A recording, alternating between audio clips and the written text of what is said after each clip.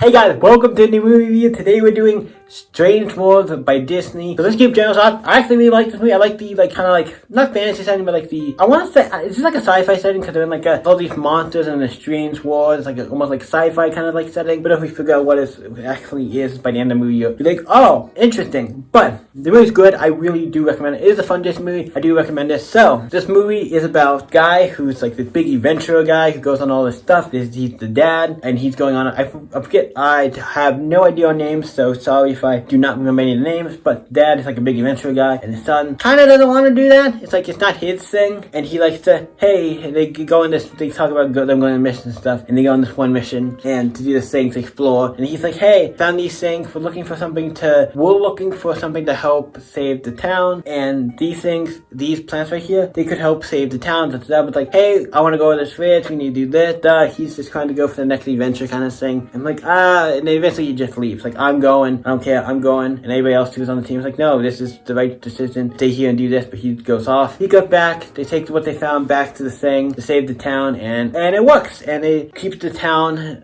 gives them electricity and stuff for a long time in the city, and eventually, cuts to the future, and he is older, he has a wife, they have a kid, and he's like a farmer, like he wanted to, and the things he plants are the things that give energy to the whole town and everything, and stuff's kind of going on a switch a little. Then you find out that, the whole town's like losing power and stuff, and we need you to come and go to the source of this so we can figure out what's going on. And so eventually he goes on, and obviously his son sneaks on, and then her and the dog and everybody basically the whole family comes along. By some point, get involved into it, and they come on. So yeah, so they go into this place to figure out what's going on. Okay, we're in this new world with all these crazy creatures, we don't know what's going on. And eventually the kid gets separated, and they have to go and find him and stuff, and eventually meet the main guy, meets his dad, because he thought he was lost or dead, built a giant statue of him and stuff in town, but they was like, oh, we found him and he's still alive. And then him and his dad first we are trying to walk out like what their deal is, like, hey, kind of basically gets to where he wants the dad to be like, yo, I have my own way of doing stuff, and he has his way of doing stuff, and he wants the dad to accept him. And by the end, we're getting into spoiler warning, so that's what they're gonna do now, he does accept him at the end of the movie for what he does, and is okay with him for being who he is. Like, you don't have to be an adventurer kind of thing. It's fun. And they also doing that with the kid. The kid's like, one's like, hey, I want you to take over the farm, and